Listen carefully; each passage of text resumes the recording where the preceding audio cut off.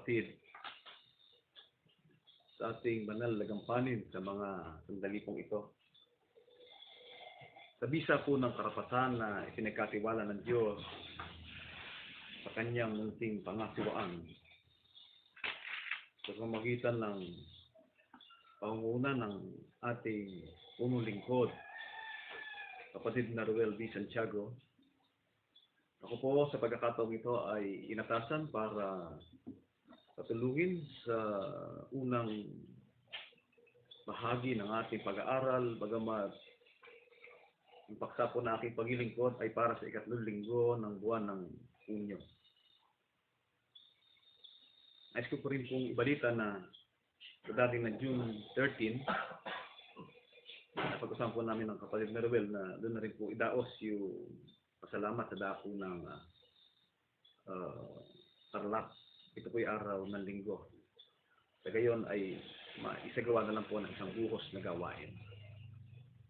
Mga kapatid, ang paksa po natin na pagkasama-samahan, bagamat iba't ibang karunungan na mula sa Diyos.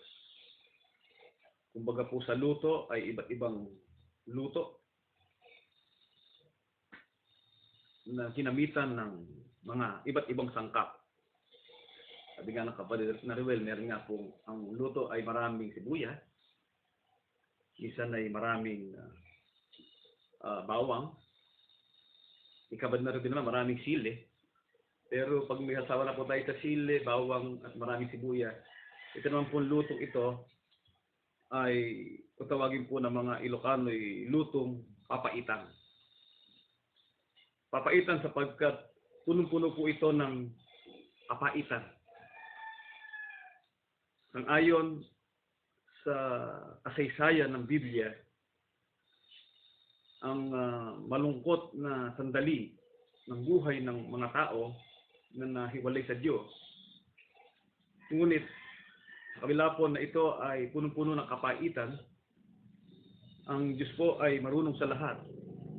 Na doon po sa pagkabigo ng ilan at ng marami, ay humahantong naman sa katamisan para sa iba. Mga kapatid, ito po ay propesiya na sa panahong ito'y sinalita ay nangyari sa isang takdang panahon. At isang pangyayari po na ating hinihintay na siyang dahilan ng ating pagsisikap sa larangan ng pananampalataya. Ito po ay may kaugnayan sa tinatawag na end times para sa ating panahon. Siya rin naman natin pinagsusumikapan na maabot ang isang tiyak na pananampalataya, ang isang tiyak na paglilingkod na magbibigay daan sa atin para sa katamisan ng ating pag-asa sa kaligtasang ating hinihintay. Paksa po ay may ganitong pahayag at inyong pakinggan. Ang kasuklam-suklam na paninira at ang nalalapit na pagkalipol ng masamang sanglibutan. Binabanggit po sa ating pag-aaral itong salitang kasuklam-suklam na paninira. Yun po yung first part at yung last part po, yung nalalapit na pagkalipol ng masamang sanglibutan. Maaari pong masabi natin na ito po ay magkaugnay. Bakit nagkaroon ng kasuklam-suklam na paninira? Bakit sa huli po ay nangyari ang isang nalalapit na pagkalipol ng sanglibutan? Isa po yung dahilan. Dahil po sa tinatawag na pagsama o kasamaan. Ang kahulugan po ng salitang kasuklam-suklam na paninira, galing po yan sa English. Hango rin po sa biblical passage na binabanggit sa banal na kasulatan, tinatawag po na abomination of desolation. Kasuklam-suklam na paninira In English, abomination of desolation. Sa kahulugan po sa dictionary, ang ibig sabihin po ng abomination, meaning extremely unpleasant. Ang kahulugan po, Tagalog, lubhang di kanais-nais. Abomination, suklam-suklam na paid, kasuklam-suklam o lubhang di kanais-nais. Pag sinabi ikaw ikay kasuklam-suklam, lubhang di kanais-nais. Desolation meaning destruction. Kasuklam-suklam o lubhang di kanais-nais. Paninira, desolation, destruction o pagkawasak. Sa makatwid, ang kahulugan po ng salitang kasuklam-suklam na paninira, kung ito po ay pababawin sa ating Nagalog, lubhang di kanais-nais na pagkawasak. Kaya po, kung mabasa natin sa Biblia ang salitang kasuklam-suklam na paninira, ang kahulugan po nun, lubhang di kanais-nais na pagkawasak. Sa ating pong masimulang pag-aaral, kanino pinapangyari ng Diyos ang kasuklam-suklam na paninira? At bakit? Sa aklat ng Roma 3:10 hanggang 18, ganito ang nakasulat. Gaya ng nasusulat, walang matuwid. Wala kahit isa. Walang nakatatalastas. Walang humahanap sa Diyos. Silang lahat ay nagsilihis, magkakasamang nawala ng kasaysayan. Walang gumagawa ng mabuti. Wala kahit isa. Ang kanilang lalamunan ay isang libingang bukas. Nagsigamit ang daya sa pamagitan ng kanilang mga dila. Ang kamandag ng mga ulupong ang siyang nasa ilalim ng kanilang mga labi. Ang kanilang bibig ay puno ng panunumpa at ng kapaitan. Ang kanilang mga paa ay matulin sa pagbububo ng dugo. Kagibaan at kahirapan ang nasa kanilang mga daan. At ang daan ng kapayapaan ay hindi nila nakilala. Walang pagkatakot sa Diyos sa harap ng kanilang mga mata. Sa pahayag kung ito ni Apostol Pablo sa aklat ng Roma, ginamit po niya ang isang bahagi ng kasulatan. Na doon ikay nasusulat, tumutukoy po ito sa lipunan ng mga taong nahiwalay sa Diyos. Lipunan ng mga taong na dati pinagkukunan ng Diyos ng kapayapaan at kaligtasan at mabuting kalagayan, ngunit ang kinahantungan ay ang pagkalipon. Ang kinahantungan ay kagibaan at kahirapan at kaguluhan ng kanilang buhay. Sapagkat sila ikang lahat ay nagsilihis. Magkakasamang nawala ng kasaysayan, bata, matanda, lalaki, babae. Ama, ina, binata at dalaga, silang lahat kapatid ay nawalan ng pagkatakot sa Diyos sa harap ng kanilang mga mata. Ito po ay tumutukoy sa Israel na nagpakasama. Maaari pong sabihin, paano wala kahit isa. Isa nung araw naalala ko si Brad Marciano. Inaano niya yung, wala kahit isa. Kahit ang mga apostol, ang mga propeta, bibigay sila din.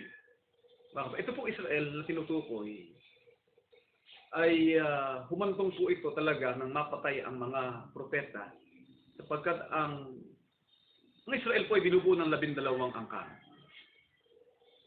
Ngunit sa panahon ni King Solomon, ang buong Israel na binubuo po ng 12 angkan ay united into one nation.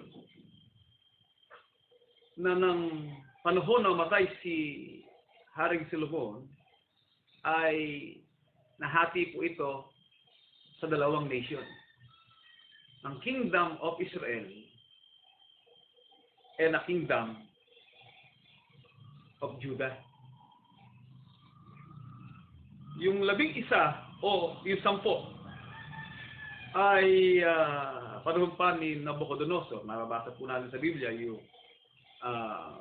pagkadalang bihag sa Babylonia.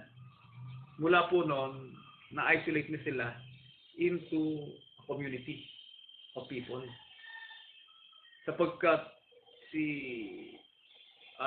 Rehoboam, nung mapalitan na yung mga paghahari, ay dahil laging nasa isip nila ay politika, ayaw nilang papuntahin sa Jerusalem ang kanilang mamamayan sapagkat ang kanilang center ay ang Samaria, yung 10 tribo na yan, ay kung tawagin nga po sa history at pinag-aaralan na iba ay the lost tribe of Israel, the 10 lost tribes. Kasi po yung Kingdom of Judah ay pinagsamahan po ng lahi ni Judah at ang tribes of Benjamin, kaya Kingdom of Judah. Kaya yung wala kahit isa. Talagang inabot po nila ang isang matinding kagibaan. Ngunit ang kagibaang yan na nangyari, kaya nga si Propeta Jeremias ay the prophet of doom. Kung sabihin nila, ikaw ay propeta ika ng kasamaan, propeta ika ng pagkalipol, propeta ng paninira. Ang ginawa nila sa propeta, si Jeremias, kinulong pa nila sa ilalim ng Poso Negro ng hari. Doon nila inilagay. Dahil kapag ikaw ay ang hula mo ay laban sa Israel. Kaya sila lahat ay nawalan ng kasaysayan. Wala kahit isa. Hanggang sa dumating po na ang matira na lang ay ang kaharian ng Huda na part pa rin ng lahi ni Israel. Kaya minsan po malilito, ang Israelikay nawalan ng Diyos sa tunay. Walang humahanap sa Diyos. Si Israel, si 10 tribes. Pero yung Kingdom of Judah, nanatili po yun. Sapagkat sa panahon ng ating Panginoon sa Kristo, mga kapatid, ang ruling at community of nation ay ang lipi na lang ni Judah na lahi din ni Jacob. Mga kapatid. Kaya itong lahi pong ito, maging ng Judah at ng Israel, mga kapatid, ay likas po sa kanila ang matitigas ang ulo.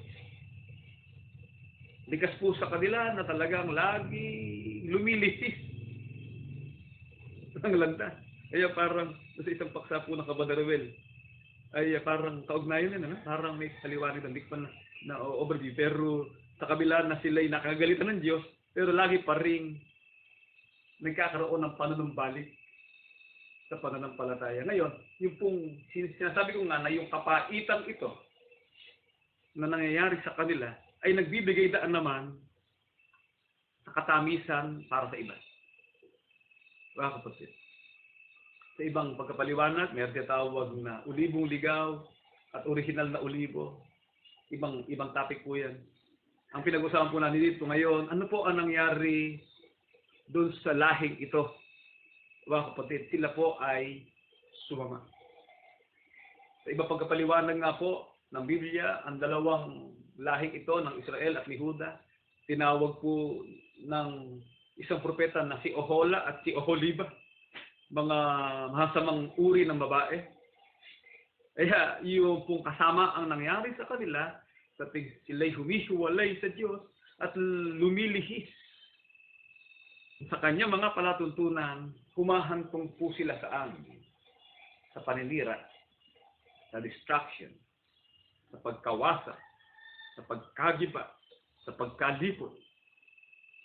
Ngunit iba po itong uring pagkalipol na nangyari po sa kanila sapagkat ito po'y, kung tawagin po, one of the greatest military disaster in history.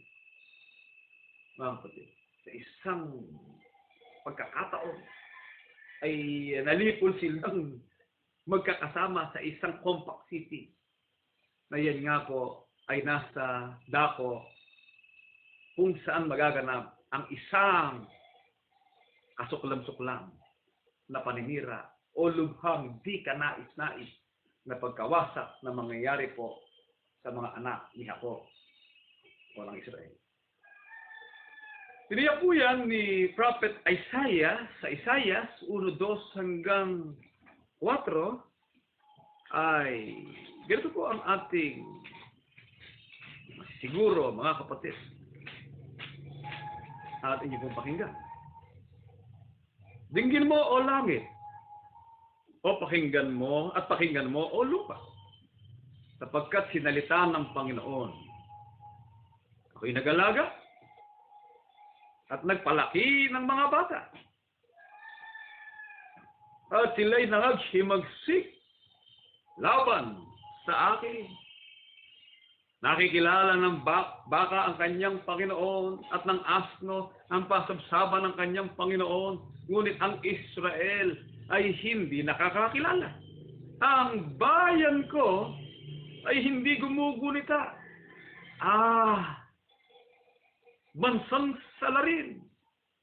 Bayang napapasanan ng kasamaan. Lahi ng mga manggagawa ng kasamaan. Mga anak na nagsisigawan ng kalikuan. Pinabayaan nila ang Panginoon. Hinamag nila ang banal ng Israel. Sila'y nangapalayo na nagsiuro. Yan po ang nangyari sa Israel na nagpakasama. Nandun siya'y nag-alaga. Nagpalaki ng bata. Inilalarawan po dito ang isang dakilang ina na humukop ng kanyang anak. Na sa araw at gabi ay inaalala niya ang kabutihan at kapakanan ng isang batang sanggol. Mula sa pagkasanggol ay kanyang inalalayan sa kanyang pagtayo at sa kanyang paglalakad hanggang sa dumating ang panahon na siya ay dumarating na sa hustong gulang, ay naroon pa rin ang gabay ng isang dakilang ina na nagmamahal sa kanyang anak na pinalaki at inalagaan. Pero saan po kumantong ang kabutihan at kabaitan at malasakit ang dakilang ina? Nalarawan ng isang sisiwan na nagpalaki ng kanyang mga inaalagaan anak. Sila ay kay naghimagsik. Nagrebelde. Laban sa akin. Sabi ng Diyos, bansang salarin. Mabuti pa ika ang baka. Ang ganyang nakita sa kanyang Panginoon. Nakikilala ng baka ang kanyang Panginoon at ng asno. Pag dumaring na ang kanyang Panginoon, ay nagsisilapit na ang mga asno sapagkat sa dako ng pasamsaban ay naaalala nila ang kanilang Panginoon na siyang magbibigay sa kanila ng buhay at mabuting kapalaran. Ngunit ang Israel ay tumalikod at hindi nakilala. Sila'y nagpakalayo, sila'y nagsiurong, sila'y gumawa ng kasamaan, sila'y nagsigawa ng kalikuan. Pinabayaan nila ang Panginoong Diyos na mula pa sa pasimula ng kanilang lahi ay kinukuk na mula pa sa pagsisimula. Sa araw at gabi ay hindi sila pinabayaan. Dinala sila sa isang lupang pangako na binubukalan ng gatas at puno. Sa isang lupain na itinayo ang isang kaharian na kung tawagin po ay lungsod ng kapayapaan, lungsod ng dakilang hari, ang lungsod ng City of Jerusalem. Jerusalem means Jeru City. Salem means peace. the city of peace, na nasa ibabaw ng bundok ng Sion, na doon itinayo ang kaharian, the kingdom of Judah, a kingdom of King David. Pinangarap at inihanda sila ng Diyos para sa isang bansa na kikilala sa iisang Panginoon. Ngunit, sa bandang huli po, disaster, destruction, desolation, o pagkawasak. At hindi karaniwang pagkawasak, kundi ang sabi ng Biblia ay di kanais-nais, lubhang di kanais-nais. Bakit po? Kasuklam-suklam ang nangyaring pagkawasak. Naniniwala po ng banal na kasulatan, mismo sinalita po ni Prophet Daniel, chapter 11, verse 31. Chapter 9, verse 25 to 27, ito po ang pahayag sa aklat ni Propeta Daniel sa kabanatang 11. Ang talata po ay 31. Pakinggan po natin ang napakahalagang pagtuturo ng banal na kasulatan. At ang mga pulutong ay magsisitayo sa kanyang bahagi. Sabihin mo natin, pulutong means soldiers o legion of soldiers. At kanilang lalapastanganin ang santuaryo. Sa makabibagay ang kuta. At aalisin ang palagiang handog na susunugin at kanilang ilalagay ang kasuklam-suklam na paninira. Propesiya po ito ni Propeta Daniel. Kasi po yung santuaryong yan, yung santuaryo, yun po ang tinatawag na Holy of the Holy. Yung dakong kabanal-banalan. At yung dakong kabanal-banalan, nakapasok po yan sa isang tabernakulo, at ang isang tabernakulong yun ay nandoon sa mismong templo. At yung buong templong yun na nakalagay na nilagay at nakatayo sa bundok ng Sion, na nakapaligid naman doon ang lungsod ng Jerusalem. Na doon po sila, the center of faith, the center of religion, and the center of civilization ng lahi ni Juda at ng lahi ni Israel. Kung tawagin po ay templo ng Diyos, na kung saan ay makikita doon ang sanctuary o ang dakong kabanal-banalan o sanctuary. Mamaya po, sa break time, may 15 minutes video clip para at least makita niyo yung pinag-uusapan natin. Kasi po, ito prophecy, pero history. Mga kapatid, ano yung kaugnayan natin sa huling panahon sa pangyayaring ito? Dahil ang Christianity ay, yan po ay pagpapatuloy para buuin at ipagpatuloy ang nasirang paglilingkod ng mga Hudyo. O tinatawag na relihiyon ng mga Hudyo para iayos ang tabernakulo ni David na nabagsak. Bumagsak ang tabernakulo po ito. Ang paglilingkod na ito. Dahil sa nung maganap ang kasuklam-suklam na paninira. Sa talatang 9, kabanatang 25 hanggang 27, mga kapatid, ating pong pakinggan. Inyong ang talastasin at bulayin na mula sa paglabas ng utos na isauli at itayo ang Jerusalem. Kasi po itong kingdom, yung kaharian po, yung templo dyan, ay sa panahon po ng Babylonian Empire, panahon ni Nabucodonosor, nawasak na yan. Dahil nga doon sa katigasan din ng ulo. Kaya po, mapapansin natin, ang Diyos, mayroon tinatawag na cause and effect. The cause of sin and the effect of sin. Ang cause ay ang kasalanan ng tao, kasamaan ng tao. Ang effect, ang Diyos, naglalagay ng mga hari sa ibang bansa para busitin at gulihin yung mga taong tumalikod sa Kanya sa pamamagitan ng tinatawag na digmaan. Pag hindi ka kayo sumunod, mamatay kayo magkakasama. Yun po yung epekto ng paghiwalay nila. Kaya bumagsak yung unang temple ay na itinayo ni Solomon, yan po ay nasira, pero hindi naman totally destructed. At sa panahon ng Persian Empire, sapagkat doon na itinayo ngayon yung mga propeta ng Diyos na sila Nehemias, sila Esdra, nagkaroon ng tinatawag na rebuilding of the temple. At yung rebuilding of the temple ay talaga naiayos uli nila pero hindi totally. Mga kapatid.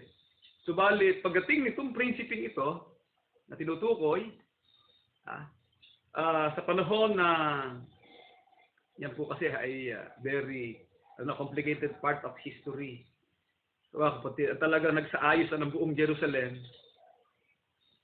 na maging center of civilization, a center of economy, and center of tourism, and center of political economy. Ginawa po yan ng mga Romano na source of income sa pamagitan ng relihiyon na nasa Jerusalem sa pamagitan ni Herodes na dakila. Kaya si Herod the Great, kaya naging Herod the Great, mas maganda pa ang buong Jerusalem sa dami ng infrastructure na pinagawa ni Herod sapagkat kumina na ang Roman Empire sa awayan ng triumvirate na sila Octavio, sila Mark Antony, nagkaroon po sila ng digmaan, sila Ptolemy, away-away sila para sa paghahari sa Rome. Halos naubusan ng funds si Octavio. Ang tumulong lang sa kanya si Herod. Kasi si Herod ay talagang astute businessman.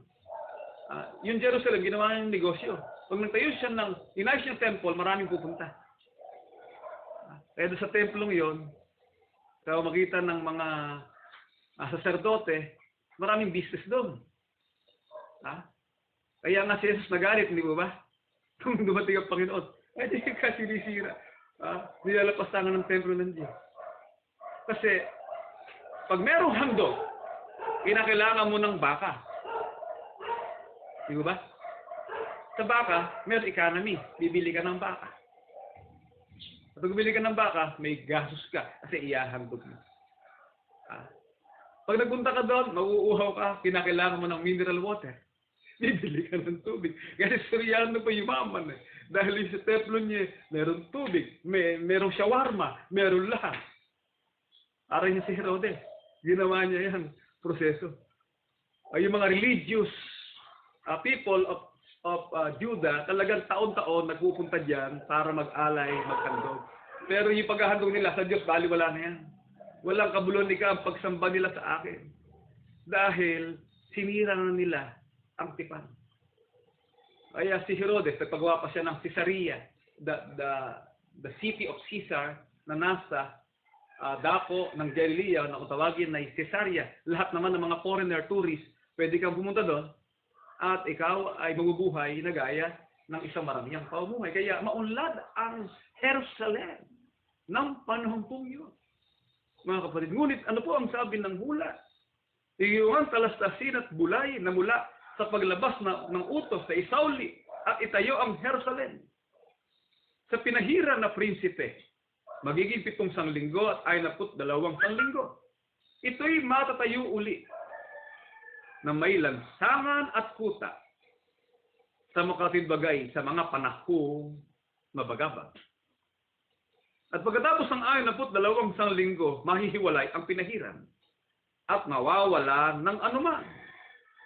At gigibain ang bayan, ang santuaryo ng mga tao ng prinsipeng darating. Sa mga kapatid, sino po ang maninira, hari o isang prinsipe? Ang gagawin po ng prinsipeng yon, gigibain ang bayan o yung city per se, mismong city. At ang santuaryo ng mga tao, sino ang gigiba ng prinsipeng darating? At ang wakas niyaon ay sa pamagitan ng baha at hanggang sa wakas ay magkakaroon ng digma. Magkakaroon ng digma. Ang pagkasira ay ipinasya na. At pagtitibayin niya ang tipan sa marami sa isang sanlinggo at sa kalahati ng sanlinggo ay kanyang ipatitigil ang hain at ang alay at sa pakpak na mga kasuklam-suklam ay paroroon ang isang maninira at hanggang sa wakas at pagkapasya ay mabubuhos ang puot sa maninira. Maninira, destroyer. Paninira, destruction. Sino yung destroyer? The destroyer, yung prinsipeng darating. Ano ang kanyang wawasakin at sisirain? Ang lungsod, ang bayan, at ang templo sa tinatawag na santuario. Yan po ang hula ni Propeta Daniel. At alam niyo po ba mga kapatid, ilang daang taon bago maganap ito? Mga kapatid, kumulang, daang taon ang nagdaan ng salita ito ng propeta. Mga kapatid, hindi sinilita nyo, nandiyan na bukas. Hindi. Meron magaganap sa Jerusalem. Na ang Jerusalem na yun, na dati ay lungsod, the city of beauty and city of majestic palaces and a city of peace. Na namumuhay ng maayos, nakapaglilingkod ng maayos, nakapag-aalay sa Diyos, ay sa isang panahon ay darating ang isang malagim na katapusan nito sapagkat magigiba ang bayan na kung tawagin po ay bahay ng Diyos na pinaniwalaan sa mahabang panahon ng mga mananampalatayang Hudyo. Kaya ang sabi ng ating Panginoong Kristo, sinasabi ko yung sa iyo, walang bato. Tinuturo niya yung temple. Eh mamaya kung makikita ninyo, sa short clip, video clip, wala ikang bato na nakatayo sa kapwa bato na hindi babagsak. Kaya sa panahon ng ating Panginoong Kristo, sinabi niya na merong talagang sa pamagitan ni Propeta Daniel, meron siyang binabanggit na date kung kailan magaganap. Kapatid, isipin po natin si Prophet Daniel maaaring 300 o 500 BCE. What is the meaning of BCE? Before Common Era. Before Common Era, it is a secular date na ginagamit. Kadalasan iba, BC, before Christ. Pero sa secular o sa tinatawag na scientific and academic, tinatawag na paglalagay ng date, BCE, before the Common Era. Pero sa tinatawag na Jewish historian at karamihan tungkol sa Mechanized religion, tinatawag na BC, before Christ. Ay sinasabi po ni Prophet Daniel sa Daniel 9:1 hanggang 2 kung kailan yung panahon na magaganap yung digmang tinutukoy na maghiresulta ng luphang di kanais-nais na pagkawasak. Nang unang taon ni Dario na anak ni Asuero sa lahi ng mga taga-Media na ginawang hari sa kaharian ng mga taga-Caldea, nang unang taon ng kanyang paghahari, akong si Daniel ay nakaunawa sa pamamagitan ng mga aklat. Nang bilang ng mga taon na sinalita ng Panginoon kay Jeremias na propeta, kasi si Jeremias po, propeta ng mga bansayan. Talagang sinasabi po maging sa panahon natin, yung mangyayari sa panahon natin, na ang mga taong walang Diyos, makakilala ng Diyos, kasi bibigyan ng Diyos ng pastor ayon sa kanyang kalooban, nakakambili ng kaalaman at unawa. Kaya si Propeta Jeremias, prophet of nations. Kaya yung pag-asang naghihintay sa atin, sinalitaan na rin ng Propeta Jeremias sapagkat magkakaroon lahi ng mga taong maglilingkod sa Diyos na hindi naman manggagaling sa lahi ng mga Hudyo. Kaya sabi ni Prophet Daniel, ito kay naunawa ko sa pamamagitan ng mga aklat na sinalita ng Panginoon kay Jeremias na propeta dahil sa pagkaganap, ano po magaganap? Ng pagkasira ng Jerusalem. Kailan? Kailan magaganap? Ayon sa kanyang pagkaunawa, bagamat 500 years bago maganap ang pagkasirang ito. More or less. Kasi yun ang time. 500 years before the Common Era. More or less. Mga kapatid. Ay magaganap ang pagkasira ng Jerusalem 70 taon. Tandaan po natin, 70 means 70. 70 before the Common Era or 70 of the Common Era. Pag sinabing 70 before the Common Era, 70 BC. Pero pag sinabing 70 in the Common Era, ibig sabihin po ng 70 AD.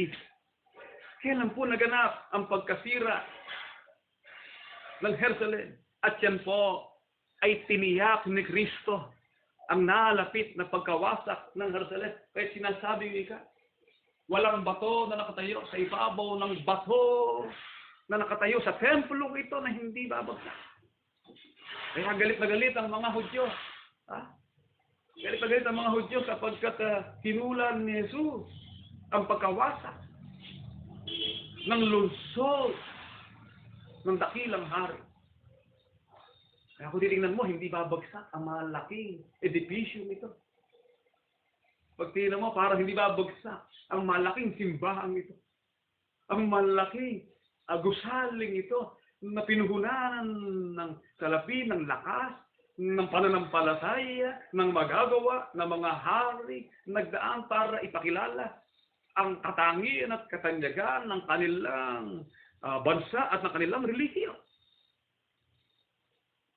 Pero ayon sa ating Panginoon Jesucristo, pakinggan po natin ang kaganapan ng bagay na ito. 24:15 hanggang 20. Kaya nga, sabi ng ating Panginoon Jesucristo, kaya nga, pagkakita ninyo ng kasuklam-suklam na paninira, kasi sinasabihin niya ang mga alagad, ano ang mangyayari? Kaya nga, pagkakita ninyo ng kasuklam-suklam na paninira na sinalita sa pamamagitan ng Propeta Daniel, di po galing tayo sa Prophet Daniel, ano po? Na ang sinasabi ni Prophet Daniel nang maunawaan niya ang karunungan ukol sa mga aklat na sinilita ni Jeremias ay dumating sa akin ang petsa ng pangyayari. Kailan? 70 taon maghaganap ang isang malagim na digmaan na hahantong upang magawa at mangyari ang sinasabi ng propeta nakakilakilabot o kasuklam-suklam na paninira. Sa pamamagitan ng propeta Daniel na naratayo sa dakong banal, unawain ng bumabasa. Ano po ang sabi ng ating Panginoon Kristo kung magkagayon ay magsitaka sa mga bundok ang nangasa Judea? What is Judea? Judea in the times of the Roman time, ang Judea po, isa sa Roman Judea kung tawagin. Ang totoo po nun, ang Judea, ang hari po doon ay si Herodes. Kasi po nagkaroon ng malaking empire na sumakop sa kanila. Ang Judea po nasakop ng Babylonians, nasakop ni Alexander the Great. Para sa panahon ng Hellenista o natatawag na Greek culture o Greek civilization, bumagsak ang Greek Empire, dumating ang Roman Empire. At sa panahon nila Julius Caesar, namatay si Julius Caesar, ang pumalit sa kanya, yung kanyang pamakin na si Octavius Caesar. Talagang yung tinatawag na pagsakop ay nangyari. Kaya ito pong Judea, pag tingnan po natin sa mapa ng Old Israel, ito ay Southern Kingdom. Tatlo po kasi probinsya yan eh. Ang Israel sa panahon ng mga Romans, tatlong province. In the northern side, mula sa Hilaga, ay nandyan na tinatawag na Galilea. Kaya ang hula ng mga propeta, mula sa Hilaga, ay ibabangon ang sugo eh. Nung mabasa ni Manalo, si Arroyo, hindi, galing sa Taguig eh. Southern yun eh. Ang Hilaga po ay north eh. At ang north ay ang Galilea. Si Jesus ang hinuhula ang prophet. Si Jesus ang hinuhula ang leader doon sa sinasabi ni Propeta Isaiah. Northern side, northern part, Galilea. Yung natawag na middle kingdom, middle side, o middle portion of Israel ay Samaria. At doon sa Samaria, maraming foreigners yan. Kaya, kung tawag nila, mga Samaritano. Kasi po nagsipag-asawa sila ng mga foreigners dahil nga sa panahon ng kasaysayan. At itong southern part, yan ang mga conservative side ng Israeli people, yan ang tinatawag na Kingdom of Judea. Diyan po naroon ang lungsod ng Jerusalem. The capital city of Judea, ang lungsod ng Jerusalem. Mayroon nakapaligid po yun, mga taas na kuta. Nakadesign po yun na maraming portion ng daanan ng tubig, mga tunnels, at yung pong Temple Mount. Nasa ibabaw ng bundok na yun, nandun ang templo.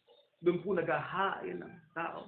At katapat ng templong yun, nandun naman ang Mount of Olives. Dito sa lugar na pinuntahan sa pinangaralan ng ating Panginoong Hesukristo. Yan po ang itsura. Mamaya pa, makikita natin pag may break time tayo. Ngayon, ano po ang nangyari? Pag dumating na itong kakilakilabot na panira, kaya ang mga lingkod ng Diyos, hindi po nakasama sa disaster na to eh. Dahil nga, nag-alisa na sila. Nung madinig na lang nila ang tambol ng mga sundalo, kasi mabasa po natin sa Biblia yung nagsipangalat. Kasi nangalat sila dahil nga naniwala sila sa sinasabi ni Prophet Daniel at naniwala sila sa hula ng ating Panginoong Hesukristo na magaganap ang salitang ito ng di kanais-nais na pagkawasa ng lungsod ng Jerusalem at ang lupain ng Huda.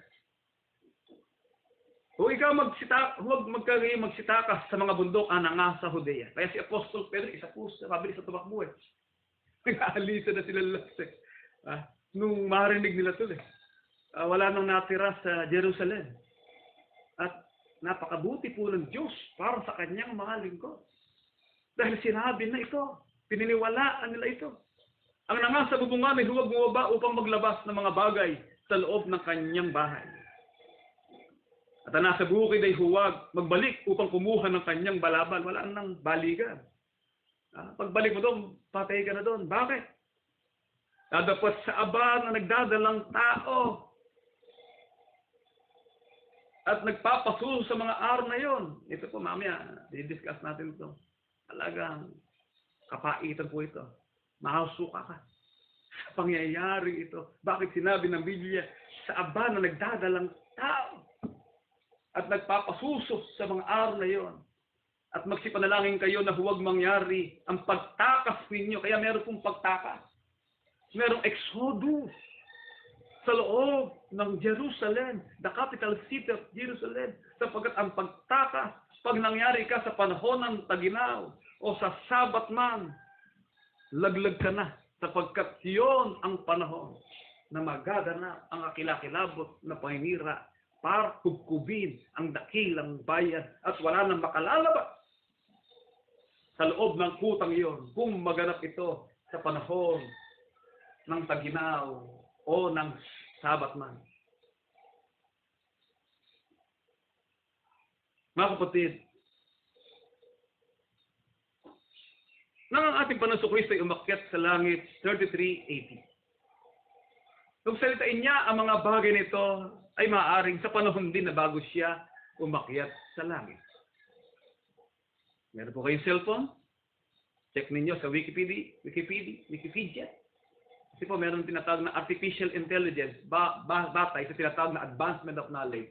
Na pag pinindot mo, i-Google, para si Dr. Google, marami nang nagagamot sa sarili, Dr. Google lang. Pag napindot mo, nilitaw agad ang informasyon ng kasaysayan. Based on Wikipedia, the Siege of Jerusalem. In the year 70 CE, CE means Common Era.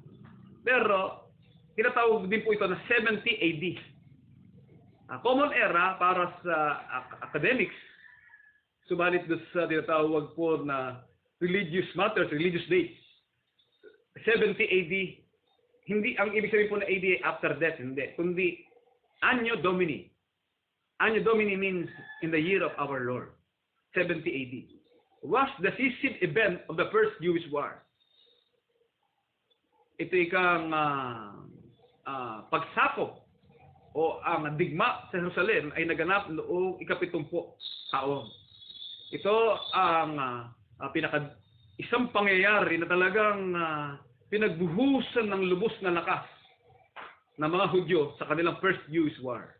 Na kung saan ang mga Romano at ang mga sundalong Romano ay kanilang kinubkob ang buong lungsod ng Jerusalem, sinira at winasak ang lungsod, maging ang templo doon. Kaya mga kapatid, ang history of faith, the history of Jesus Christ, and the history of the prophetic wisdom na sinasabi po nila ay tunay na nangyari sa kasaysayan at hindi maaaring pabulaan na ang authenticity of the Bible based on the actual history na mangyari at naganap. Ang sinabi ng Propeta Jeremias, ang sinabi ng Propeta Daniel, at ang sinabi ng Panginoong Hesukristo na magaganap. Ang kapaitan sa bahayang ito na sumama at umiwalay sa Diyos. Sapagkat doon po, mga kapatid, it's a decisive war. Bakit po nagkaroon ng digma? Like po nang sinabi ko, nagkakaroon ng digma, Diyos na rin ang siya nagpasya. Para baguhin ang pag-iisip ng tao. Para ipalasa sa tao na hindi nila hawak ang kanilang kapalaran. Pag inalam mo natin ng digma sa Jerusalem, mula pa nung una, hanggang sa panahon ng ating Panginoon Kristo, ipinahintulot ito ng Diyos. Kaya nga ang sabi ng Diyos sa magitan ni Jeremias, magsibali kayo sa dating daan, magsitingin kayo, ipagtanong ninyo ang mga dating daan, sapagkat mausumpungan niyo roon ang kapahingahan ng inyong mga kauluwa. Pero sabi ng mga Hudyo, sabi ng Israel, no. Hindi na kami babalik doon. Ayaw na namin sa dati. That's it. Sige. Mamamatay na kayo. Sapagkat isang hari mula sa silanganan ang darating para kayo'y lipulin. Kasi ang ginawa nung araw, military alliance, punta sila sa Egypt, kay Paraon. Si Paraon naman na hindi naman kinilala bilang greatest empire. Sa history and culture maganda sila.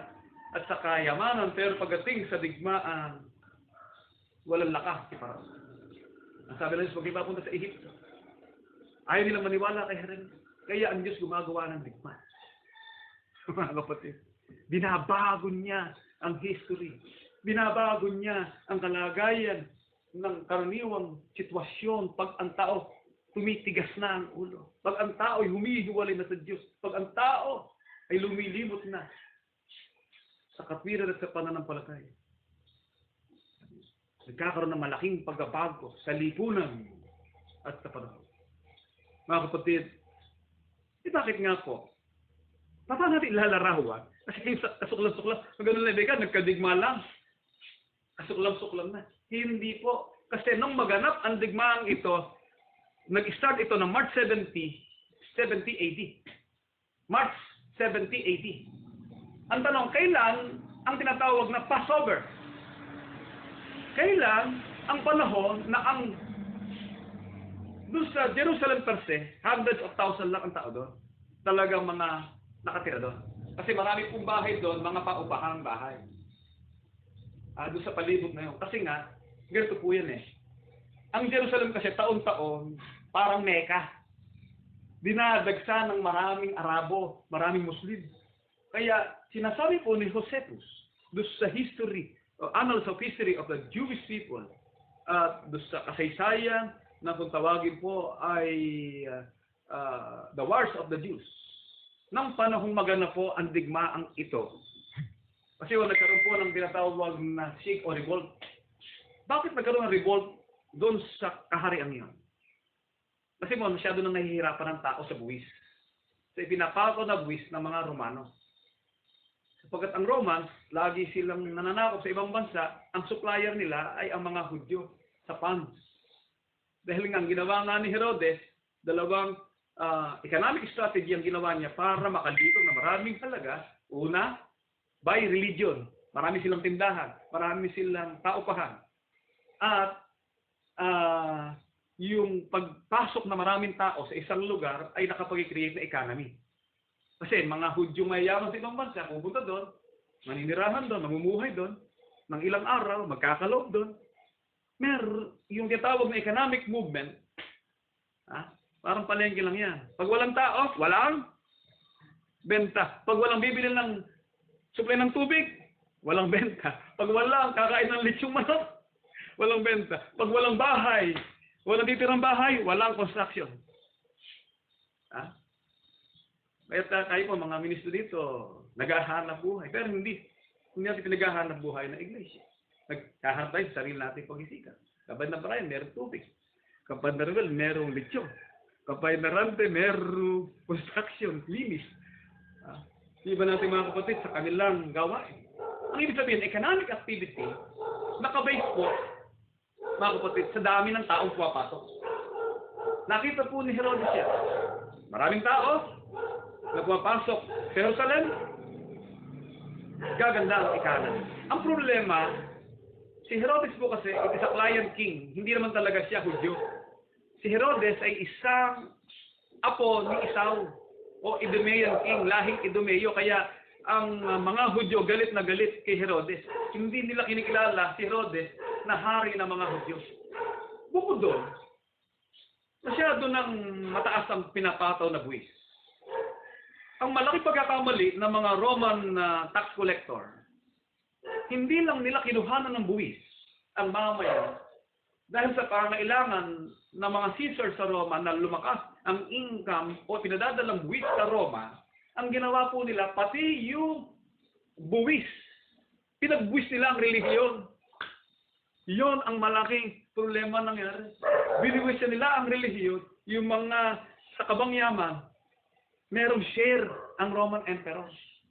Doon nga nag-react ang mga religious leaders. Kaya ang ginawa nila, yung kanilang mga mahal na tao, mga hari nila, itinaob nila ang Herodean dynasty o Kingdom of Herod. At nagkaroon na ng malaking gulo, walang nagawa ngayon. Sila Nero at ang mga hari na padala, si Vespasian, para kubkubin at patahimikin ang mga Hudyo.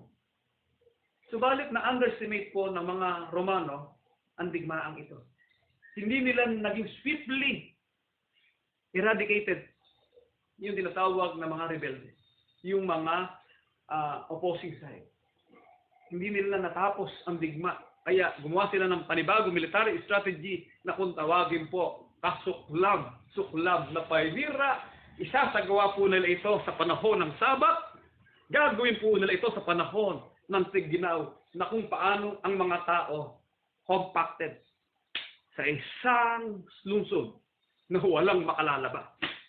Kaya isipin po natin, kung ikaw ay nasa isang facility, ma-quarantine ka, March, April, May, June, July, August, September, saan ka kukuha ng pagkain? Saan ka iinom ng tubig? Ginamit po nilang escorts at tactic ng tinatawag na military strategy, yung palibot ng Jerusalem, pinuto nilang lahat ng puno. 1 kilometer na para wala makalalabas, wala makatatago. Yung daanan ng tubig, sinatdown nila. Naubos ang supply ng mga tao doon. Ang problema, maraming bata, matanda, nagpapasuso, magulang, ina ng tahanan, na nandoon sa loob ng Jerusalem na hindi naman taga-ron, kasi nung panahong ito'y i-lockdown ng mga Romano, panahon ng kapistahan ng Jerusalem. Kaya silang lahat doon sa dakong yun. Isang matinding panaghoy ang narinig sa lansana. Sapagkat ang mga mamamayan na hindi naman ang tawag na non-combatant, kasama ng mga combatant, ng mga rebelde, sa strategy ng Roman strategy, pagsama-samahin na nandun sa lugar para mas kaunti ang tinatawag na casualty of the Roman legionnaires. Mga kapatid, pakinggan po natin, bakit po talagang kasuklam-suklam, talagang di kanais-nais na pagkawasa ang nangyari sa lahing ito. Paano nilarawan ng Biblia ang kaganapan ng kasuklam-suklam na paninira? Basahin po natin ito sa Aklat ng Panaghoy, 4:1. Ganito po ang nakasulat at pakinggan po natin. Ano't ang ginto ay panaghoy. Ano't ang ginto ay naging malabo. Ano't ang pinakadalisay na ginto ay nagbago. Ang bato ng santuaryo ay natapon sa dulo ng lahat na lansangan. Mga kapatid, yan po ang nangyari. Pati ang dako ng santuaryo ay nasira. What is sanctuary? Yung natawag na center of worship. Kaya doon po sa 3D video clip na ipakikita namin yan. Yun naman po ay break time naman. Makikita natin ano itsura talaga ng kagandahan ng templong yun. Ngayon, mga gintudo na ay nasira, nawasak, natapon sa dulo ng lahat ng lansangan. Ang sabi ng ating Panginoon Kristo, eksakto po.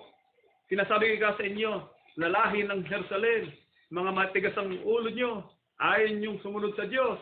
Ito mangyayari sa inyo. Oh, Jerusalem, Jerusalem.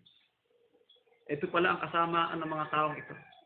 Na pumapatay sa mga propeta. Titigas talaga ng ulo. Ano po? Si Jeremias ang isa sa pinakakawawang propeta. Pinahirapan nila, sinaktan nila, nilublob nila sa ilalim ng poso negro ng hari. Ang kanyang pagkain ay dumi ng hari. Ang kanyang inumin ay ihi ng hari. Ang labanan sa bundok ng Carmelo, isa na lang propeta ang natira laban sa 400 propeta ng Libaan. Sabat inubos na nila ang mga propeta ng Diyos. Ayaw nilang sumampalataya. Jerusalem, Jerusalem, na pumapatay sa mga propeta. Bumabato sa mga sinusugo sa kanya. Baka ilang inibig kong tipuin ng inyong mga anak. Nagaya ng pagtitipon ng inahing manok sa kanyang mga sisiw, sa ilalim ng kanyang mga pakpak ay ayaw kayo. Narito, ang inyong bahay ay iniiwan sa inyong wasak. Ito ang mangyayari sa inyo. Nasira ang santuaryo, nawasak ang templo sa Jerusalem. Kaya po nung sakupin na, kasi ang nangyari po kasi diyan, na mga unang portion ng digmaan, naging successful po ang mga rebels. Hindi agad nakubkob ng ganun-ganun na lang. Kaya talagang matinding pawis at malapot na pawis ang pinawis ng mga general diyan. Dahil sa talagang malakas din ang pwersa nila. Pero sa huli, nangyari din kasi sa tinatawag po na military technology ay wala silang missile. Mga missile yun. Yung modern missile na ginagamit nila, yung mga bato, pag ginamitan ng sling, malaking bato na nag-aapoy. Tapos yung kanilang mga bulldozer na ginagamit na pag suro doon sa mga wall, talagang nayayanig. Sila, como defensive. At pinahaba pa ang digma. March, April, May, June, July, August, September. Pagdating ng September, tuluyan ng nasunog. Pero ang pagkasunog ng Jerusalem, ang may kagagawan din, mga Hudyo. Kasi nung pinapasok na sa bandang itaas, yung temple, yung ilalim naman, gumawa sila ng tunnel, at sa kanila siniliban ng mga bitumen, yung mga sulfur. Kaya marami rin namatay ng mga Romano. Pero isang portion ng wall bumagsak. Ito na nakakita ngayon ng pagkakataon ang mga general para pabagsakin na ng gusto yung part ng wall na yon para mapasok na ang buong Jerusalem na ang sinasabi pong taong nasa loob noon na mga non-combatant nang galing sa abroad na sumasamba lang, pumunta doon, na na-lockdown, kulang-kulang 1 milyong tao. 1 milyong tao po. More or less. Ang nakatay na buhay. Kaya kung tawagin mo, one of the greatest military disaster in history. At sa tindi ng gutom, mga kapatid, at pagkawasak ng buhay ng mamamayan doon, panaghoy, 4:05 hanggang 9, ganito po ang nakasulat at ating pakinggan. Silang nagsisikaing mainam ay nangahandusay sa mga lansangan. Silang nagsilaki sa matingkad na pula. Yung matingkad na pula, para sa royals yan . pag ikaw ay nakasuot ng matingkad na pula, ay damit ng mga royals yan, di ba? Sa British Royals, mga pula ang kailang mga kasuotan, ay nagsihiga sa mga tapunan ng dumi. Sapagkat ang kasamaan ng anak na babae ng aking bayan ay lalong malaki kaysa kasalanan ng Sodoma, na nagiba sa isang sandali at walang mga kamay na humawak sa kanya. Ang kanilang mga mahal na tao ay lalong malinis kaysa niebe, mga lalong maputi kaysa gatas. Sila'y lalong mapula sa katawan kaysa mga ruby. Ang kanilang mga kinis ay parang sapiro. Ano ang nangyari sa kanila? Ang kanilang anyo ay lalong maitim kaysa uling. Gaano po kaitim ang uling? Pero itong mga mahal na tao, ito na mapuputi na gaya ng gatas, mapupula ang katawan na gaya ng ruby, sa kasiglahan ng kanilang kalusugan at pangatawan, dahil sila'y mayayaman, ay naging lalo raw maitim kaysa uling. Sila'y hindi makikilala sa mga lansangan. Nakita na ba kayo ng pulubi, ng taong grasa? Higit pa ang naging itsura ng mamamayan sa loob na yun. Nahigit pa sa isang taong grasa, sapagkat mas maitim pa raw kaysa uling ang kanilang naging kalagayan. Ang kanilang mga balat, naninikit sa kanilang mga buto, na wala na ng nutrition. Pag nangyari sa iyo, ng balat mo nakadikit na sa buto, wala ka nang mainom na tubig, wala ka nang makain, sapagkat sa loob ng 6 na buwan, ubos ang supply sa loob ng Jerusalem. Tuloy ang digma, tuloy ang patayan. Ginutom sila sapagkat hindi na sila makalabas para tumakas. Pero ang mga lingkod na sumunod, wala na. Nandun na sa Petra, nandun na sa Jordan, naroon na sa Corinto, naroon na sa Efeso, nandun na sa Thessalonica. Ang mga kaanib na lingkod ng Diyos sa suwampalataya, naligtas sa digma. Pero ang mga taong ito, ano po, ang hinahantungan, silang napatay ng taba. Mas mainam pa raw na mapatay ng taba kaysa kanila na napatay ng gutom. Sapagkat ang mga ito ay nagsisihapay na napaglagpasan dahil sa pangangailangan ng mga bukas sa parang. Mas nanaisin mo pa sa pagkakataong yun, sa loob ng lungsod na yon na ikaw ay mapatay sa taba, kaysa mamatay ka sa gutom. Sapagkat pag nasira na ang buhay mo, dahil sa ikaw ay nasaksak ng taba, mas mabuti pa. Sapagkat dahil sa gutom ay masisira na ang ulo mo. Nang sabi ng ating Panginoon rito sa aba na nagpapasuso sa araw na yun. At nagdadalang tao. Alam niyo ba ang ginawa sa mga nagdadalang tao? Naging zombie na po eh. Pag nakakita ka nagdadalang tao, yung mga siraulo, kinukuha yung laman ng batas at tiyan mo at iihawin para maging pagkain. Ito po yung pangyayaring di tapat at tunay, kasaysayan nangyari. Isang kasuklam-suklam na pahinira. Isang babae nga po, sa tindi ng gutom, nasira na ulo eh. Iniluto raw ang kanyang anak eh. Sino po may sabi po nito? Ang propeta Jeremias sa kanyang panaghoy. 4:4 hanggang 10. Imagine niyo po, mga kapatid. 4:4 hanggang 10. At 10. Ang dila ng sumususong bata ay nadidikit sa ngalangala ng kanyang bibig dahil sa uhaw. Nakadikit na raw po yung dila sa ngalangala dahil sa uhaw. Ang mga munting bata ay nagsisihingi ng tinapay at walang taong magpuputol nito sa kanila. Ang mga kamay na mga mahabaging babae, ano ang ginawa ng mahabaging babae? Bakit mahabagin? Mga babae po nagsisikap para buhayin ang kanilang anak. Gagawin ang lahat para buhayin ang kanilang anak. Gagawin ang lahat ng bagay na kahit sila hindi makakain ang isang natirang subo ay ibibigay nila sa kanilang anak. Ngunit dahil po sa kawalan ng pag-asa, dahil po sa kawalan ng kalagayan, mabago pa ang kanilang buhay, nakaalinsabay ang matinding depression sa utak.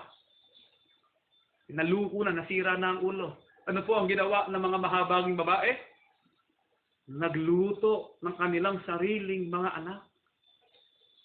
Isipin po ninyo yan.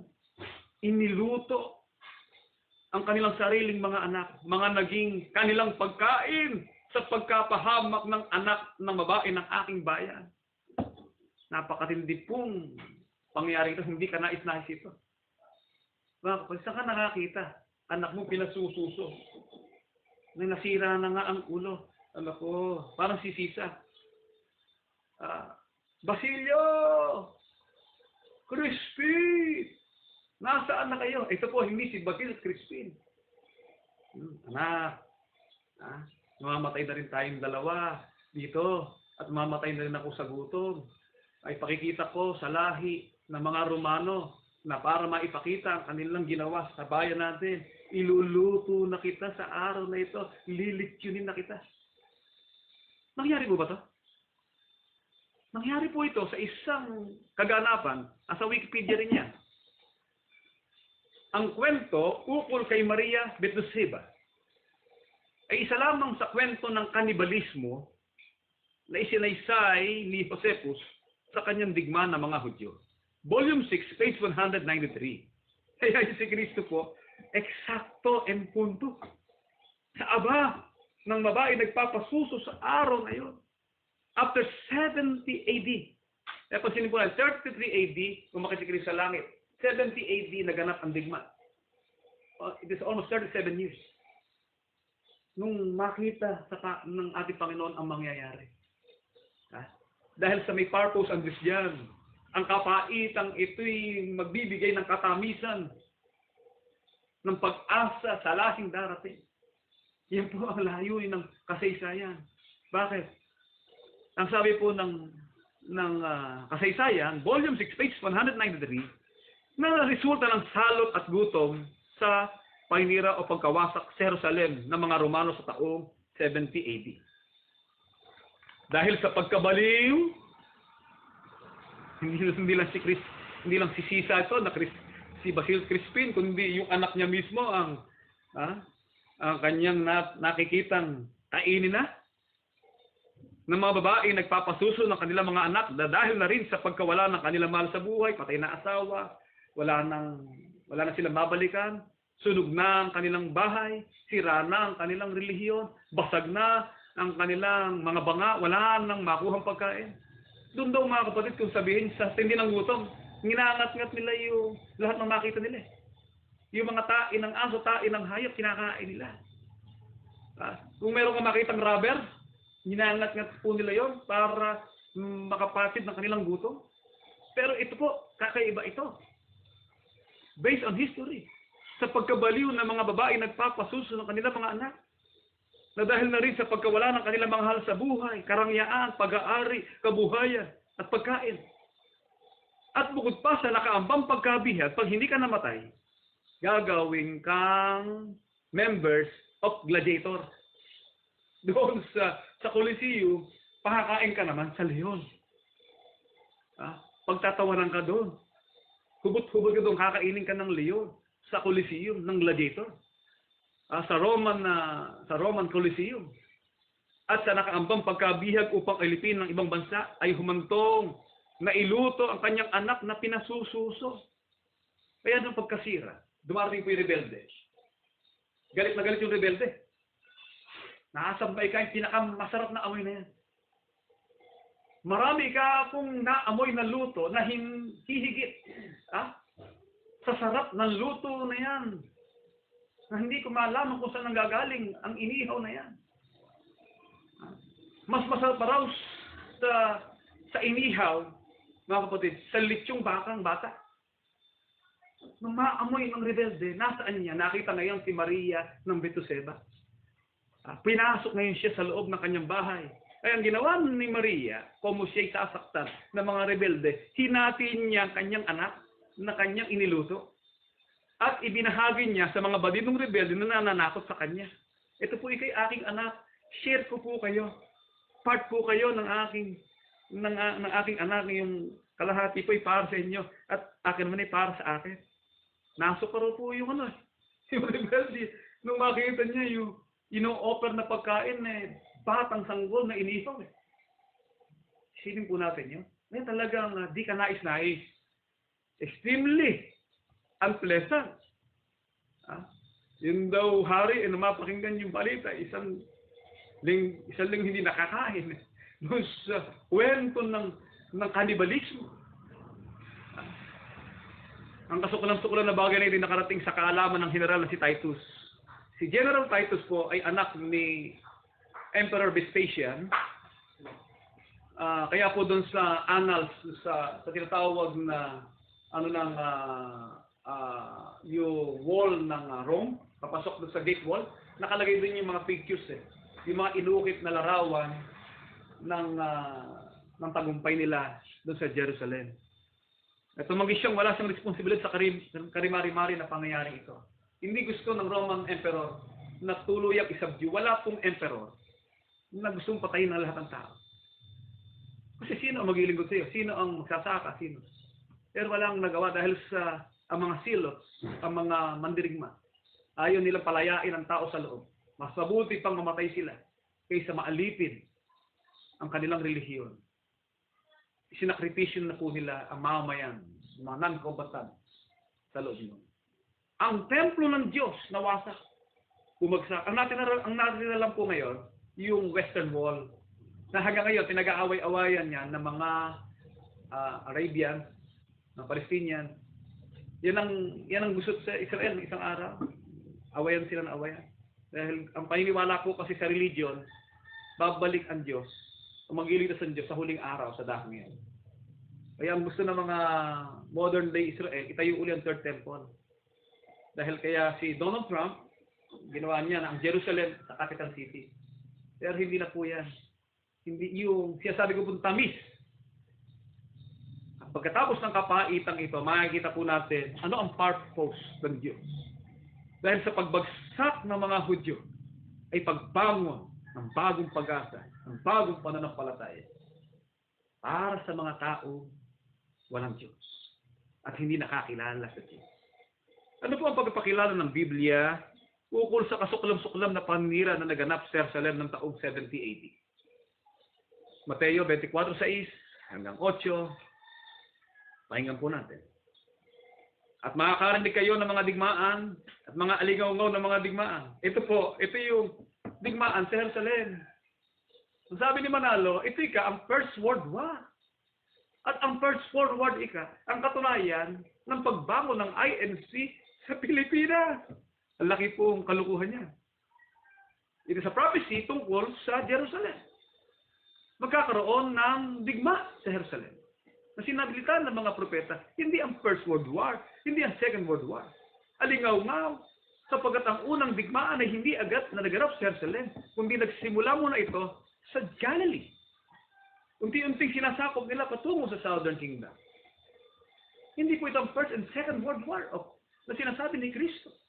Ito po'y tungkol na mangyayari sa mga mamayan ng Jerusalem. Alingaw-ngaw ng mga digmaan. Ingatan ninyo na huwag kayong magulumihanan. Kausap po niya dito mga alagad. Sapagkat kinakailangan ito'y mangyari, dapat hindi pa ang wakas. Hindi pa ito ang dulo. Hindi pa ito ang wakas. 8. Dapat ang lahat ng mga bagay na ito, sabi niya, pasimula ng kahirapan. Kaya, nagsimula ang kahirapan ng mga unang lingkod ng Diyos. Kasi po, nangyari sa unang lingkod, ganito bakit natin tatanungin? Isipin natin. Nasaan na ang mga anak ni Apostol Pedro? Iglesia ba sila ng Diyos? Think it is over. Isipin natin. Hindi ba may mga apostol? Hindi ba may 12 apostol? Hindi ba may mga disipulo? Sila Mary Magdalene at ang 500 alagad na umakyat si Kristo sa langit ay nakipagkita pa sa 500 alagad? Nasaan sila? Nasaan ang kanilang mga anak? Nasaan ang kanilang lahi? Bakit 144,000 na? Mga kapatid, dyan po papasok ang pag-asa nating mga Pilipino ng ibang lahi, ng ibang bansa sa panahon ng mga huling bahagi ng panahon sapagkat binago ng Diyos ang kasaysayan.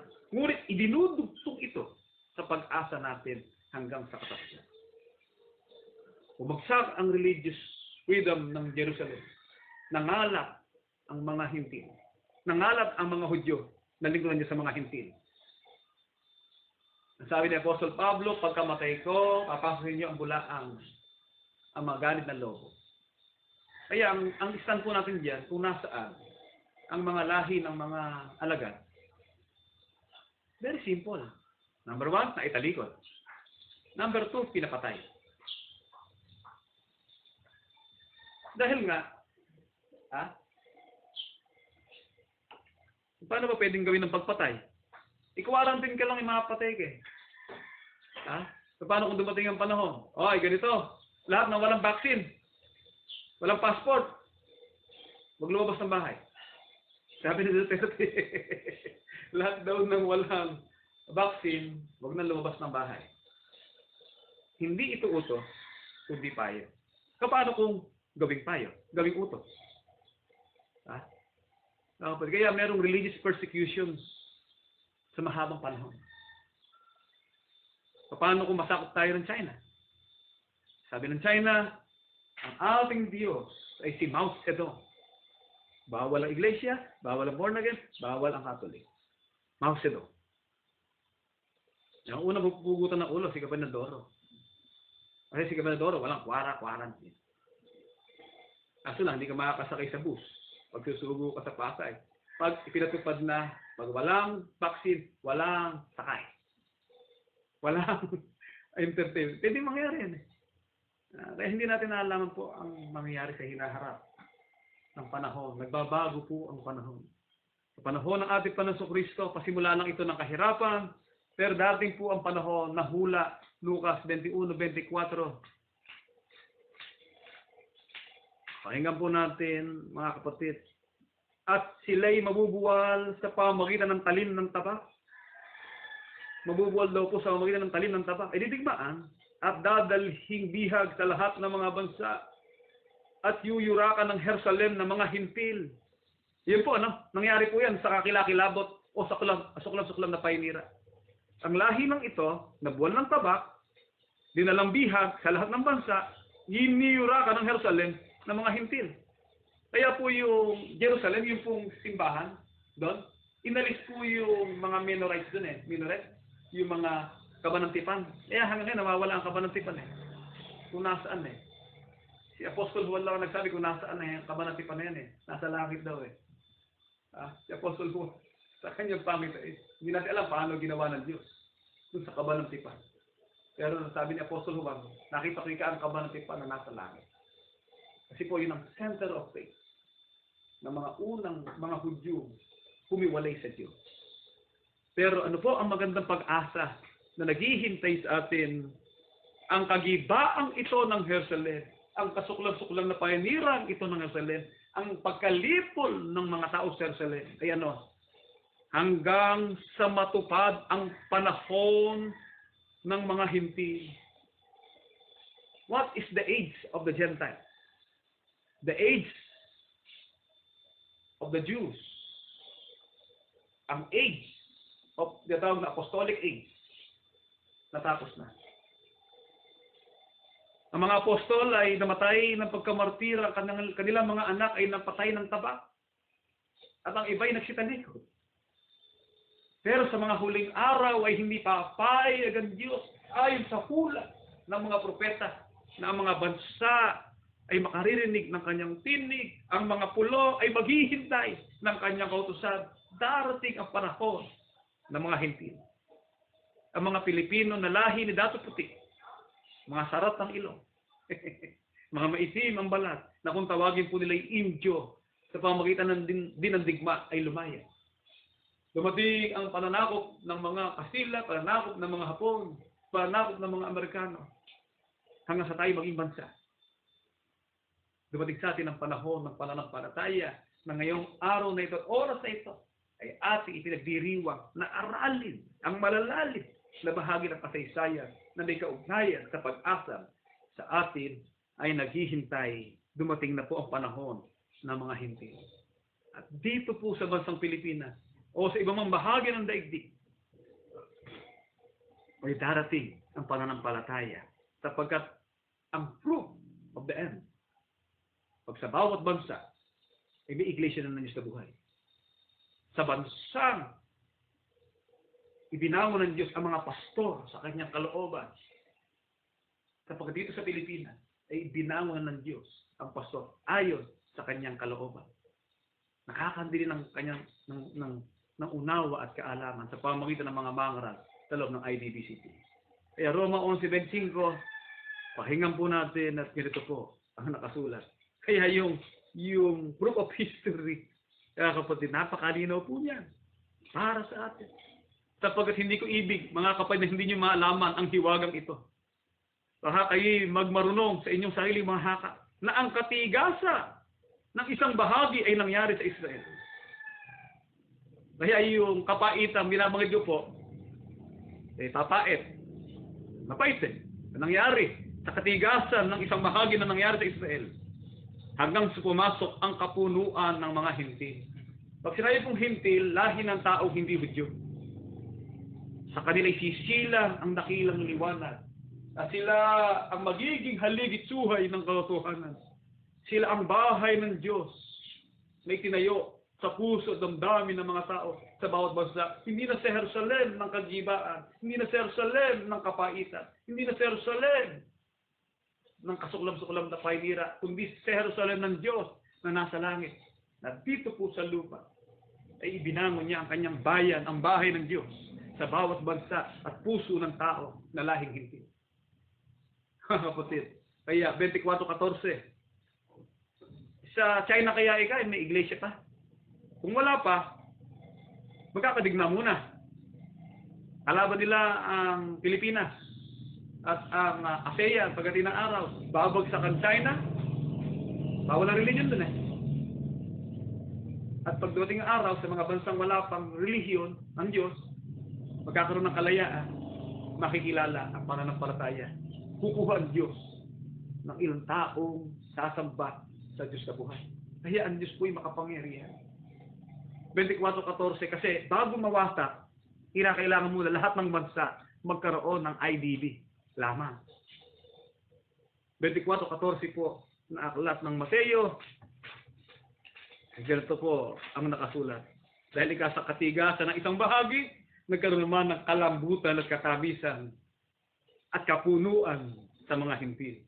24 at ang talata po'y 14, at ipangaral ang ebanghelyong ito ng kaharian sa buong sanglibutan, sa pagkapatao sa lahat ng mga bansa. Kaya ito po, Kapatid Rubes, yung ating debating procedure sa INC. Sila nung mangaral, hindi pa bansa ang Pilipinas. Kawawang relihiyon niya. Nang mangaral sila Pigafetta, dito sa lupa ito, hindi pa bansa ang Pilipinas. Nang mangaral si Chopin Ora, 1922, hindi pa bansa ang Pilipinas. Nang mangaral si Nicolas Perez, hindi pa bansa ang Pilipinas. Kailan na ipangaral ang katotohanan na naging bansa ang Pilipinas nang ito po'y maging isang ganap na republika noong 1946. Nakinilala sa buong daigdig na ang Pilipinas ay isa ng bansa. Hindi nagtagal, ang IDB natatag sa bansang Pilipinas. Kaya po, ipangangaral ka. Dito na ipangaral na. Bakit ka wala kayo sa Davao?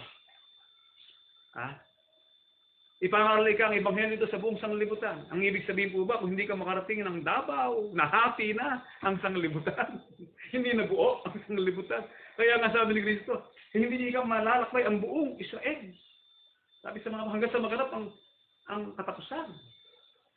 Kasi ang hinahanap ng Diyos, waglit na tupa. Sa pamamagitan ng ating pangangasyo, sa pamamagitan po ng ating pamamahaya. Waglit na tupa kahit pumunta ka doon, kung wala naman ligod ng Diyos doon, walang mangyayari doon. Mga kapatid. Kaya po, tayo, ang waglit na tupa, hanggang sa may pangaral, ang ebanghelyo sa lahat ng bansa, at ang sabi ng kasulatan, pagkatapos may pangaral, kung magkagay darating ang wakas.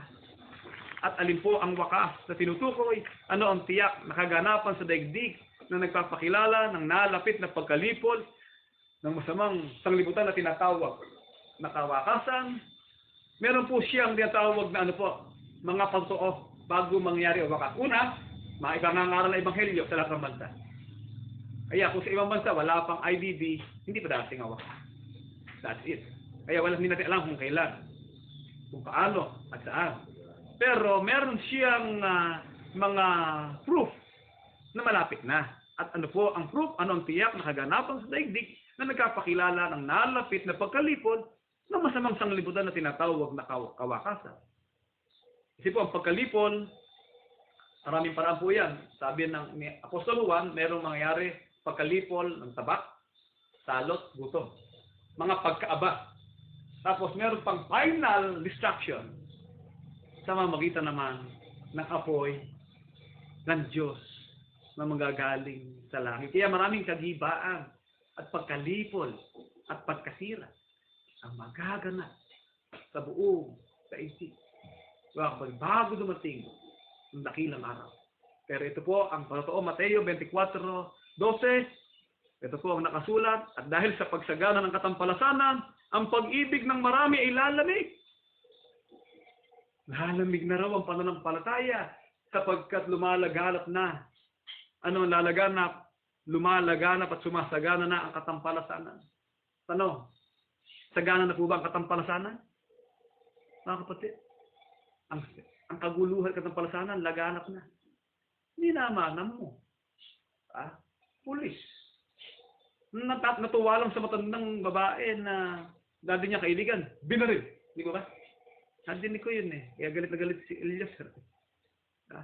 Hindi po ng kasamaan na nagaganap sa buday corruption, distraction, paganinirang, puri, bansa sa bansa, pamilya, kagagalit.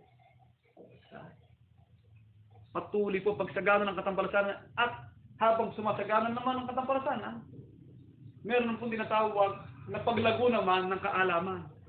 Advancement of knowledge. Sabi rin po ni Propeta Daniel. At sa advancement of knowledge, tandaan po natin, doon naman ang paglamig ng pag-ibig ng tao. Marami nga ngayon, hindi na nagre-relihiyon eh. Yan ang problema ng mga Katoliko, unchurched Catholic, kung tawagin. Unchurched, hindi na nagsisimba. Kaya po ang ating mga kabataan, sa advancement of knowledge, baka naman ang kanilang isip po ay lubos na malagak doon sa kanilang mga gadget. Monitor din po natin, hindi ko mo sila tahimik, mabait. Minsan po, panahon ni Marcos, binawal din yung mga kung ano-ano pinanonood. Baka po inaabot ng hating gabi, hindi na nakapanalangin, nakalimutan ng Diyos. Sapagkat batay po sa statistics, dito sa Southeast Asia at dito sa Pacific region, 10% na lang ang nagsisimba. 10% na lang ang tao ang naniniwala may Diyos. Isipin po ninyo. At ang karamihan sa tao, hindi na naniniwala sa Diyos. Dahil sa advancement of knowledge, unti-unti nang lumalamig. Sapagkat naaabot na ng tao ang mga karunungan na iniisip nilang sila'y Diyos din sa kanilang sarili. Buhat ng lumago ang katampalasanan, lumago din ang kaalaman, ngunit lumamig ang pag-ibig ng tao sa Diyos. Daniel 12:4, pakinggan po natin. Advancement of knowledge. Isa po yan sa propesya rin ni Propeta Daniel tungkol sa tatak ng pagsatapos ng henerasyon ng tao sa daigdig. 12, talatang 4. Ngunit ikaw, O Daniel, isara mo ang mga salita. Tatakan mo ang aklat. Hanggang sa panahon ng kawakasan. Kaya meron pong pagtatatak. At meron pong panahon ng kawakasan. At dun sa panahon ng pagtatatak, bago maganap ang kawakasan, ano ang nakita ni Propeta Daniel na magiging kalagayan ng sangkatauhan? Marami ang tatakbo ng paraot parito, ang kaalaman ay lalago, the advancement of knowledge in the 21st century. Nagpaparot pa rito. Tayo po ba nagpaparot pa rito ngayon? Nakikita niyo po ba ako, mga kapatid? Nakarating po ba ako sa inyo ngayon? Nakarating o hindi? Nakarating dyan, makakarating dito. Advancement of knowledge, napakabilis ng communication. Meron industrial age, ngayon po ay information and space age. Ang bilis, mga kapatid, ng pagpaparot-parito ng tao sa pamamagitan ng karunungan at kaalaman. Ano po ba yung mga great discoveries ng tao, nagpapakilala ng panglago ng kaalaman at pagpaparot-parito ng tao? Nung ma-invento po ni Wilbur Wright, ng Wright brothers, alin po, ang eroplano, di ba? Ang tao, nagpaparot-parito na sa pamamagitan ng himpapawid. Nung araw, ang kabayo, bago makarating sa isang kontinente, para madala ang information. Mga kapatid, napakatagal. Hanggang sa dumating ang panahon ng Morse code, telegraph, nakakarating ang informasyon. Ngayon po, hindi na. In a click of the button, sa pamamagitan ng Facebook ni Mark Zuckerberg, naparating mo ang sulat. Hindi ka na pupunta sa post office. Ngayon na, at the same time, at the same place, yung mensahe ng pagpaparoot parito, nakaabot o hindi? Nakaabot. Nauna pa nga minsan eh. Kaya yung fiber optics na ginagawa ngayon ng tao, kaya meron moon landing, space age, nakarating sa buwan. Ayan po ang mga advancement weapons of mass destruction, yung mga kagamitan na kayang lumipol na maraming tao sa pamamagitan ng atom bomb. Ito po ang bago. No March 2021, nakarating na po tayo sa Mars. Actually po, ay hindi physically, kundi sa pamamagitan ng technology. Nakapagpawala tayo ng shuttle o ng rocket papuntang Mars. Nakababa doon ang makagamitan natin. Merong helicopter, na maliit na helicopter na umiikot doon. Titingnan. Nasa Mars. I-google po nyo. Anong itsura ng Mars? Ano ang buhay? Walang buhay doon. Pero tinutuklas pa. Narating ng tao mula dito. Ilang milyong kilometro mula dito hanggang Mars. Pag tingnan mo, yung nagniningning, nakukutikutitap, Mars yun. Gano'ng kalayo yun. Narating ng karunungan ng tao. Meron po pagkakataon. At ito pa ang isang bago, itong kay Elon Musk, Tesla founder, yung po dito ng SpaceX na launching and landing at saka kanyang Starlink. Yung kanyang SpaceX, yung kanyang rocket, pag pinakawalan sa kalawakan, makababalik. Kasi dating rocket, pag nakawala, hindi na babalik. Yung rocket niya, babalik unti-unti sa kanyang helipad na pinanggalingan. Kaya napag-aralan nila ngayon at marami na po nag-a-apply para sa space tourism. Nakasakay ka doon, para ka nasa bus, pupunta ka sa kalawakan, nakababalik ka ulit. Kaso lang, napakamahal. Mabilyonary lang. At the same time, pag yung kanyang Falcon 9 nakawala sa kalawakan, naglalabas naman siya ng isang module ng kanyang satellite, nagagamitan naman sa communication para sa internet. Sa mga lugar na hindi na nakukuha, doon nabibili ngayon ng mga telecommunication company kay Elon Musk. Sa mga lugar na hindi nararating kasi by satellite na. Kaya napakabilis po. Lalong bibilis ang technology. Dati po ang panahon, si Bardoro, pag nangasiwa, nasa bahay nila, na may pulpito, meron lang technology na hologram, lalabas si Bardoro doon sa pulpito, siya yun. Habang nagtuturo siya sa kanyang kwarto. Ang tawag po doon, hologram. Merong teknolohiya na makukuha yung picture mo, lalabas ang liwanag na ikaw din yun habang nasa ibang side ka ng daigdig. Ginagawa na po yun ng mga news company, ng mga advanced technology ng mga news company na kung tawagin po hologram. Kaya tayo po, napakinabangan natin, meron iglesia sa kanilang bahay, may internet, nakapaglilingkod. Nagparot-parito o hindi? Lumago ang kaalaman o hindi? Iisipin mo ba sa nakaraang 100 taon, magiging ganun tayo? Mangyayari ito? It is impossible, kung sabihin. Yan pong cloning, isa sa... Ngayon po, marami na nanganganak na bakla. Mga bakla na hindi nag-asawa, nagkaroon ng anak. Katulad ng King of Perfume, na pangalan? Sino? Joel Cruz. 6 ng anak sa iba't ibang babae. O 8. Kinukuha yung binhin niya, cloning ata yun, o ilalagay sa test tube, tapos ilalagay sa babae, manganganak siya. Anak niya, talaga, dahil lang sa kanyang lahi. Kaya na po mga kapatid, kaya minsan sinisira na nila ang kaalamang Diyos. Winawasak na nila ang eksistensya ng Diyos. Sapagkat iniisip nila sila ang Diyos. Ang World Wide Web, ang tinatawag na Internet Superhighway. Mga kapatid, pero in the end of the day, sige lang. In the end of the day, hinahayaan lang ng Diyos. Pero may magaganap na isang pangyayari sa daigdig na biglang mababago ang lahat. Ito nangyari, itong pandemic, bilang malaki na bago, hindi ba? Yung digma, sa Biblia po, ayon sa hula, bago maganap ang wakas, gutom, salot, digma. Ang tatlong elemento ng panahon, bago tuluyang matapos na ang buhay ng tao sa daigdig. Pero naghihintay naman ang isang mabuting bukas para sa mga alagad ng Diyos. 24:37. Medyo umaba po yung paksa. Pasensya na po kayo. Kasi medyo technical po itong ano neto. Para naman sa mga kapatid ay mapagkasanayan naman po ito. 24:37. At kung paano ang mga araw ni Noe, gayon din naman ang pagparito ng anak ng tao. Sapat gaya ng mga araw bago nagkagunaw, sila'y nagsisikain, nagsisiinom, nag-aasawa, pinapag-aasawa, hanggang sa araw na pumasok si Noe sa daong.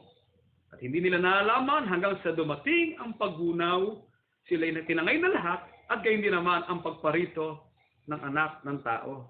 Kaya po yung advancement of knowledge, yung tinatawag na pagsagana ng katampalasanan, parang Sodoma at Gomora, lumamig ang pag-ibig ng tao sa Diyos, karaka-raka, biglaan, darating ang panahon na hindi mo iniisip na ito na pala ang katapusan. Kung kailanman, paano at saan man magsisimula ito, kapatid. Isang bagay ang ating masisiguro, ang liwanag ni Jesus mula sa silangan ay gaya ng kidlat na lumiliwanag at nakikita ng lahat ng tao at magsisiiyak ang lahat ng angkan sa lupa. Kapag magdidilim ang araw, magkakaroon ng total darkness. At ang liwanag ni Jesus na makikita sa silangan, naguguguhit hanggang kanluran, nakakalisabay ng pagbagsak ng mga bagay sa langit. Ang siyang wawasak at duduro at lilipot ng lahat ng tao dahil pinasya na ng Diyos na wakasan na ang daigdig dahil sa kasamaan ng kanilang pag-iisip. At nakita ng Panginoon na mabigat ang kasamaan ng tao sa lupa at ang buong haka ng pag-iisip ng kanilang puso ay pawang masama lamang na parati. At nagsisi ang Panginoon na kanyang nilalang ang tao sa lupa at nalumbay sa kanyang puso. At sinabi ng Panginoon, lilipulin ko ang tao na aking nilalang sa ibabaw ng lupa. Ang tao at gayon din ang hayop, ang mga umuusat at ang mga ibon sa himpapawid. Sapagkat pinagsisisihan ko na aking nilalang sila. At sa panahon ng pagdating ng paglipon, ito na po ang final destruction. Pagkasira ng daigdig.